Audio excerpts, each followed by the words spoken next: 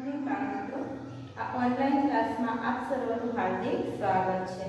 આજે આપણે ધોરણ 7 હિન્દી ભણીશું, પણ આપણે પ્રકરણની શરૂઆત કરતા પહેલા આપણે થોડી નોટબુક વિશેની માહિતી મેળવી લઈએ, કારણ કે તમે છઠ્ઠા ધોરણમાં ભણી ચૂક્યા છો અને સરસ મજાની નોટો પણ બનાવી ચૂક્યા છો, એટલે તમને ખ્યાલ જ છે કે આપણી શાળાની નોટ કંઈક વિશેષ હોય છે। તો આપણે આપણી નોટ કેવી બનાવીશું એના વિશે થોડીક માહિતી લઈ લઈએ।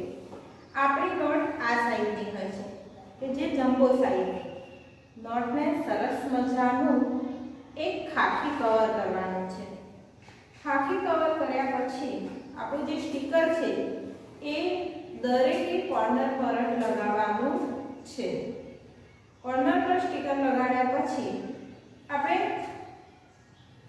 એક સરસ મજાની અનુક્રમણિકા બનાવીશું।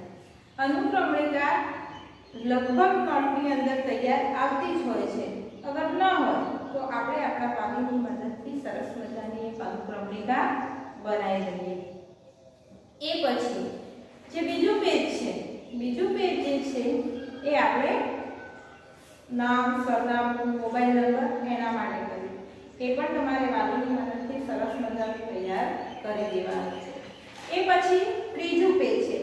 ત્રીજું પેજ જે છે એ માસવાર અભ્યાસક્રમનું છે। માસવાર અભ્યાસક્રમનું જે પેજ છે એ તમે જ્યારે પણ શાળામાં આવશો તમને અહીંયાથી આપવામાં આવશે અને એ પ્રમાણે આપણે તૈયાર કરીશું।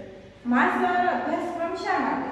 તો માસવાર અભ્યાસક્રમ આપણને ખ્યાલ આવે કે મહિના દરમિયાન કેટલો અભ્યાસક્રમ ચાલવાનો છે અને આપણે એ મહિનાની અંદર કેટલી તૈયારી કરવાની છે એના માટે માસવાર અભ્યાસક્રમ આવે છે। એ પછી છે પ્રશ્નપત્ર પરિરૂપ। પ્રશ્નપત્ર પરિરૂપ શા માટે? તો પ્રશ્નપત્ર પરિરૂપ તમને પરીક્ષા પદ્ધતિનો ખ્યાલ આવે, પેપરમાં કેવા પ્રશ્નો પૂછાશે, દરેક પ્રશ્ન કેટલા ગુણનો રહેશે એની માહિતી હોય છે। એ પછીથી આપણે સ્વાધ્યાયની શરૂઆત કરીશું। આપણો જે પહેલો પાઠ છે એ પાઠનું સ્વાધ્યાય। પાઠનું સ્વાધ્યાય તો સૌપ્રથમ આપણે તેનું હેડિંગ લખીશું। હાંસિયાની અંદર સરસ અક્ષરે હેડિંગ લખીશું। હેડિંગ લખ્યા પછી આપણે નીચે પ્રશ્નોની શરૂઆત કરીશું। જે પણ પ્રશ્નો તમને અહીંયાથી કહેવામાં આવે એ પ્રશ્નો આપણે લખવાના છે।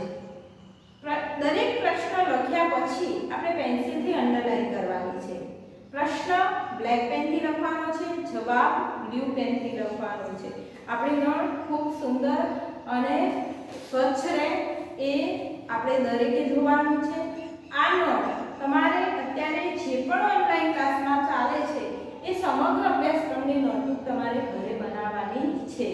એ નોટબુક તમને શાળામાં કરાવવામાં આવશે નહીં, કારણ કે આપણી પાસે પછીથી સમય ખૂબ ઓછો રહેશે, તો આપણે સારી રીતે પરીક્ષાની તૈયારી કરી શકીએ એ માટે તમને જે પણ ચાલે છે એની સાથે સાથે સરસ મજાની નોટબુક તૈયાર કરજો।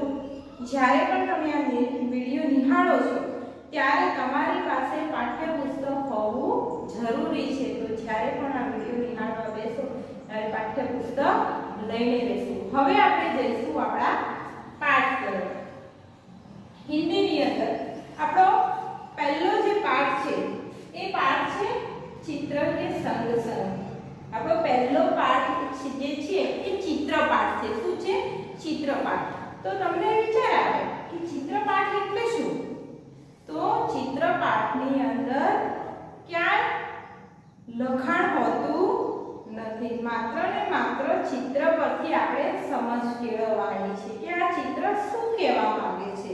એટલે એનો મતલબ એવો થયો કે ચિત્ર પરથી આપણે પોતે સમજવાનું છે અને પોતે જ પાઠ બનાવવાનો છે। આપણે જોઈએ છીએ કે દુનિયાની અંદર ઘણા બધા માણસો રહે છે અને દરેકે દરેક માણસની વિચારવાની શક્તિ એક જેવી હોતી નથી, દરેકના વિચારો અલગ હોય છે। એક ચિત્ર છે તો ચિત્ર પરથી આજે મારા વિચારો અલગ હોઈ શકે, તમારા વિચારો, તો કોણ શું વિચારે છે એની સમજ શક્તિ કેટલી છે, આપણે કેટલું વિચારી શકીએ છીએ, આપણી કલ્પના શક્તિ વધે એ માટે થઈને આ ચિત્રપાઠ મૂકવામાં આવતા હોય છે। તો ચિત્રપાઠ શા માટે? ચિત્રપાઠ એટલે શું? તો ચિત્રપાઠ એટલે જે પાઠનું વર્ણન ચિત્ર પરથી કરવામાં આવ્યું હોય એને ચિત્રપાઠ કહેવામાં આવે છે. તો આપણો પહેલો પાઠ છે ચિત્ર કે સંગ સંગ. ચિત્રની સાથે સાથે ચિત્ર પરથી આપણે સમજ કેળવવાની છે. बाल मित्रों, अब हम देखेंगे कि चित्र के संग संग इस पाठ में दो चित्रों का वर्णन किया गया है. एक ही घटना के दो चित्र हैं. जब कोई घटना घटती है उसके पहले का चित्र कैसा था और घटना घटने के बाद क्या परिस्थिति होती है इसका वर्णन किया गया है. तो यहाँ हमें समझना है कि घटना के पहले की परिस्थिति कैसी थी और घटना के बाद परिस्थिति कैसी थी. अब आप सभी पुस्तक में देखेंगे. पुस्तक में आप देख सकते हैं पहला चित्र है एक साइकिल वाला साइकिल में हवा भर रहा है. क्या कर रहा है? हवा भर रहा है. तो बाल मित्रों बताइए कि साइकिल में हवा कब भरी जाती है? तो साइकिल में हवा तब भरी जाती है जब साइकिल में हवा कम हो या फिर साइकिल में टायर के में बिल्कुल हवा हो ही न, तब साइकिल में. आपकी इस चित्रपाठ के बाद में ऐसे प्रश्न भी आएंगे कि साइकिल में हवा कब भरी जाती है. तो आपको पता होना चाहिए कि जब टायर में ट्यूब में हवा कम हो या बिल्कुल न हो तब टायर में हवा भरी जाती है. अब आप देख सकते हैं कि साइकिल वाले के पीछे, अब आप देख सकते हैं कि साइकिल वाले के पीछे एक कुंजड़ी जा रही है. कौन जा रहा है? कुंजड़ी जा रही है. तो कुंजड़ी क्या कर रही है? कुंजड़ी सब्जी बेच रही है. क्या कर रही है? सब्जी बेच रही है. आपको पता नहीं होगा, शायद आपके लिए शब्द नया है कि कुंजड़ी. कुंजड़ी किसे कहते हैं? सब्जी और फल बेचने वाली जो स्त्री होती है उसे हम कुंजड़ी कहते हैं. कुंजड़ी क्या करती है? सब्जी और फल बेचने जाती है. सब्जी और फल बेचने के लिए कुंजड़ी कहाँ कहाँ जा सकती है? तो कुंजड़ी सब्जी और फल बेचने के लिए गली, मोहल्ले या घर घर जा सकती है. वो घर पे बैठी रहेगी या एक जगह, तो उसकी सारी सब्जी बिकेगी? नहीं बिकेगी. उसको हर एक जगह घूमना पड़ेगा, घर घर जाके बताना पड़ेगा, तब जाके उसकी सब्जी और फल बिकेंगे. उसके आगे आप देख सकते हैं कि एक गुब्बारे वाला खड़ा है. गुब्बारे वाला क्या लेके खड़ा है? गुब्बारे लेके खड़ा है. वो गुब्बारे बेच रहा है.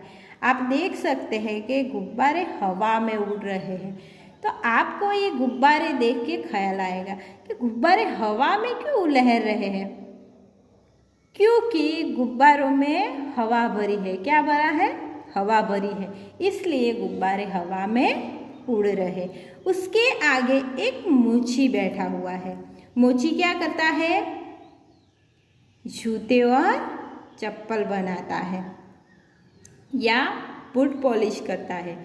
तो मोची भी किसी की आने की, कोई ग्राहक उसके पास आए उसकी राह देख के सड़क पे बैठा हुआ है. उसके आगे एक कुत्ता लेटा हुआ है.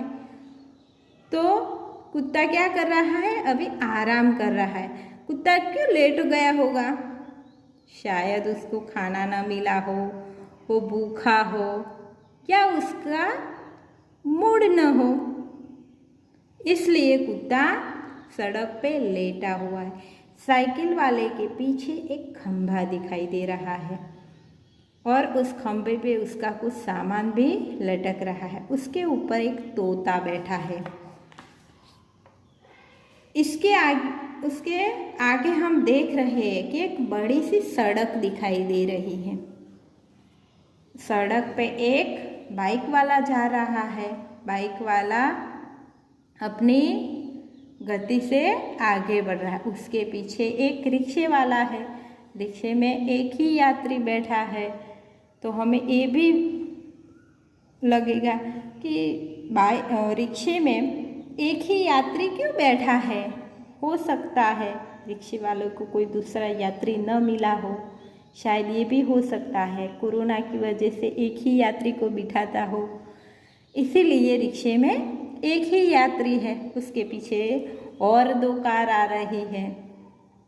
तो सब अपनी गति से आगे बढ़ रहे हैं। सड़क के उस पार हम देख सकते हैं कि कुछ मकान हैं, कुछ पेड़ दिखाई दे रहे हैं। तो ये सभी हमने इस चित्र में हम देख सकते हैं। पर जब कोई एक घटना घटती है और उसके बाद हम देख सकते हैं कि घटना के बाद का चित्र कैसा होता है। घटना के बाद हमने देखा कि साइकिल वाला गिर पड़ता है, पर आपको ये सोच में आ गया कि घटना क्या घटी। तो हमने पहले चित्र में देखा कि साइकिल वाला क्या कर रहा था, साइकिल में हवा भर रहा था। तो उससे टायर में हवा ज़्यादा भर गई, तो टायर क्या हुआ, फटा। अगर किसी भी चीज़ की एक मर्यादा होती है, एक सीमा होती है और वो पार हो जाए तो क्या होता है। तो ट्यूब की भी एक मर्यादा थी, उसमें ज़रूरत से ज़्यादा जब हवा भर दी तो वो फट गया। तो बाल मित्रों, ऐसी कौन सी चीज़ है कि जो फट सकती है। तो जैसे टायर फटा वैसे गुब्बारा भी फट सकता है। गुब्बारे में जब हम हवा ज़्यादा भर लेते हैं तो गुब्बारा फटता है। वैसे ही फुटबॉल है। तो ऐसी कई सारी चीज़ें हैं जो फट सकती है। तो टायर फटने की वजह से हमने देखा कि साइकिल वाला गिर जाता है।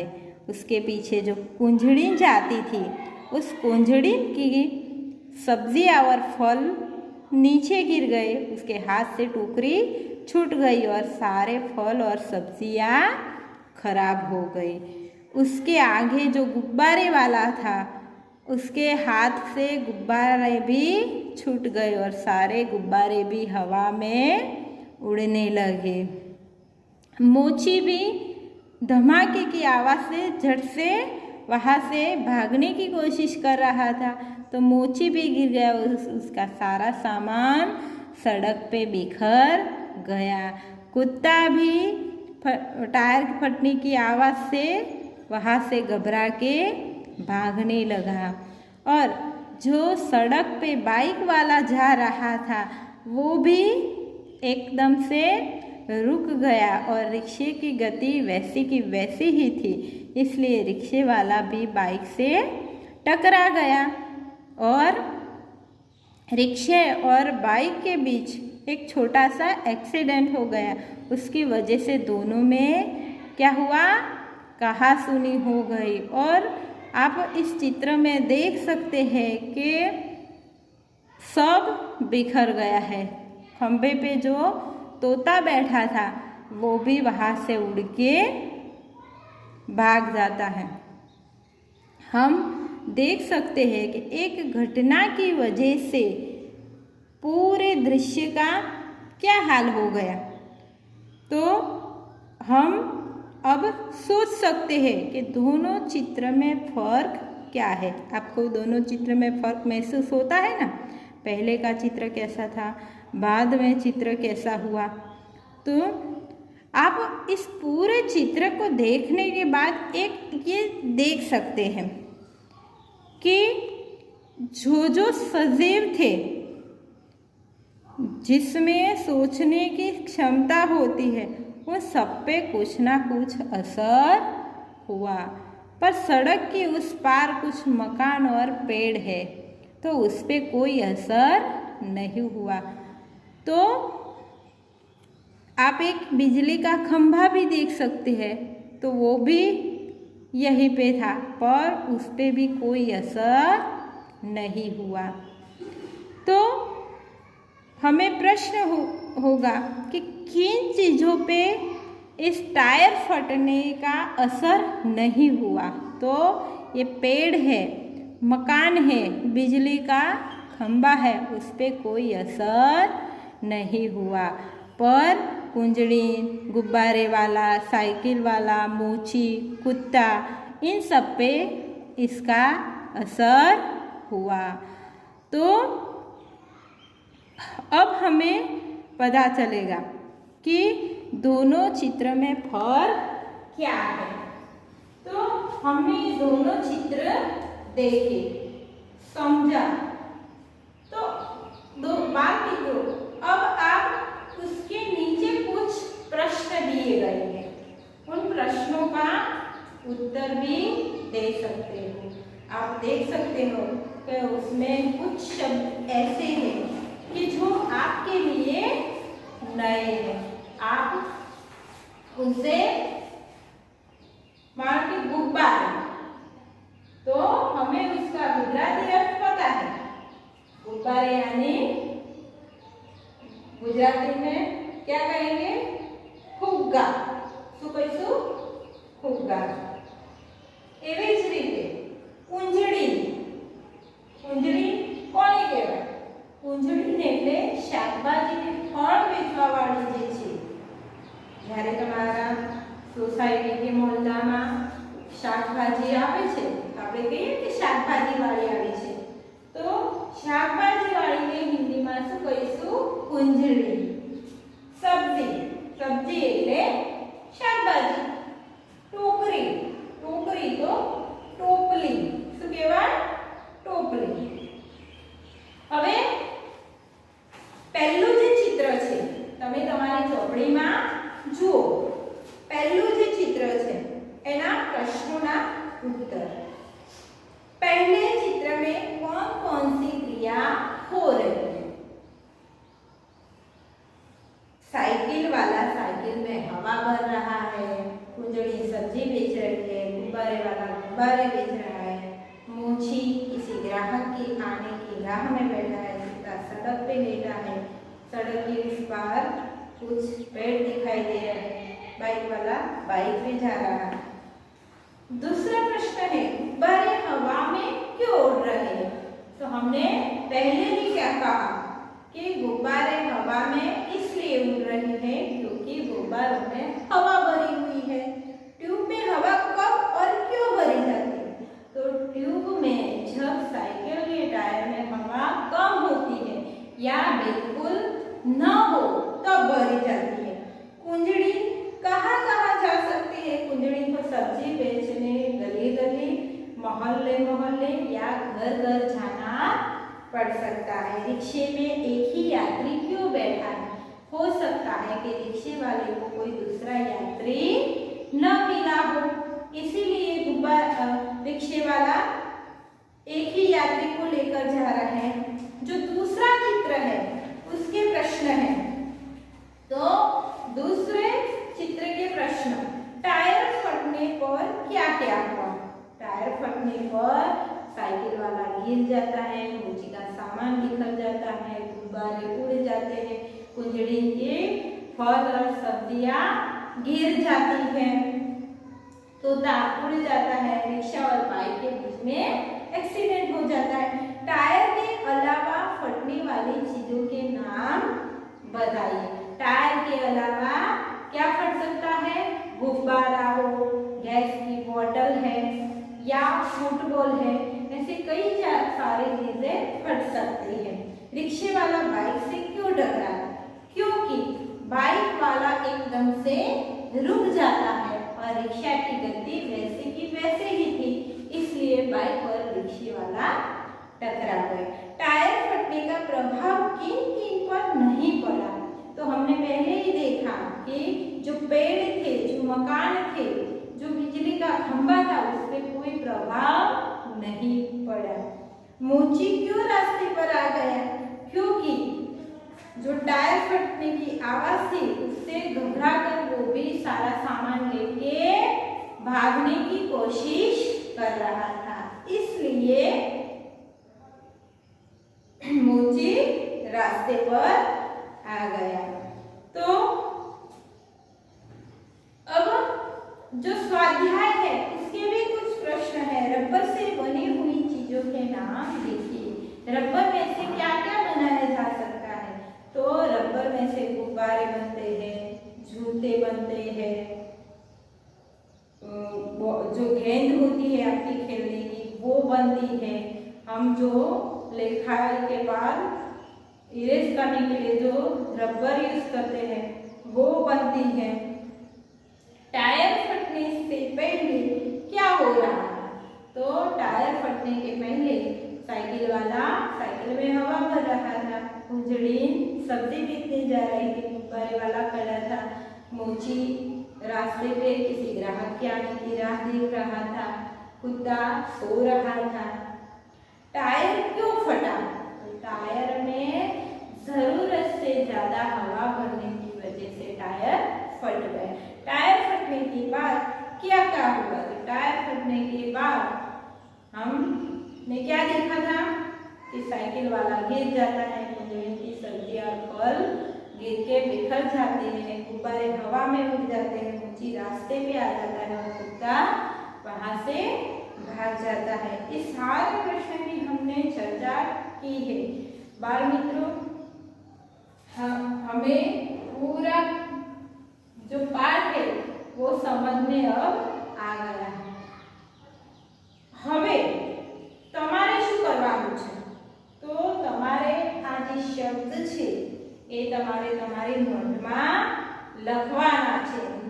એ પછી પ્રશ્નોના ઉત્તર એવું કરી અને પ્રશ્ન લખવાના છે। મેં તમને જે 9 પ્રશ્નોની અહીંયા સમજ આપી છે એ 9 પ્રશ્નોના ઉત્તર તમારે તમારી નોટબુકની અંદર લખવાના છે। જ્યાં પણ જે પ્રશ્ન ન સમજાય તો તમે ફરી પણ પૂછી શકો છો।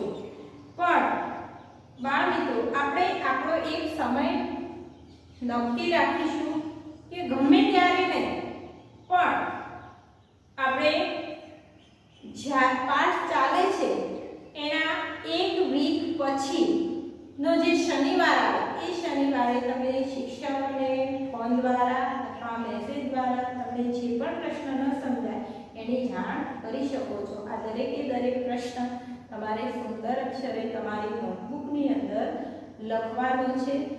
નમસ્કાર, આભાર બાળ મિત્રો। હવે પછી આપણે બીજા લેક્ચરમાં મળીશું।